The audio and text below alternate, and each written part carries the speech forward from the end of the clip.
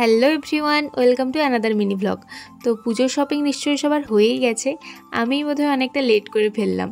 তো যাই হোক, যতই অনলাইন বা যে কোনো শপিং মল থেকে জামা কাপড় কিনি না কেন, মায়ের সাথে একদিন না বেরোলে আমার মনেই হয় না পুজো এসে গেছে বলে। পুজো তো চলেই এলো, আর মাত্র কটা দিন। ও হ্যাঁ, তোমাদের তো বলাই হয়নি আমরা কোথায় গেছিলাম। তো আমরা এই রিসেন্ট 2-3 বছর কোলাঘাট যাই, তো ওখানে মোটামুটি কালেকশান ভালোই থাকে, প্লাস ওরা দেখায়ও খুব ভালো। কিন্তু এইবারে আমার খুব একটাও কিছু ভালো লাগেনি। কয়েকটা এমনি কুর্তি দেখছিলাম, কিন্তু সেরকম কিছুই পছন্দ হচ্ছিল না।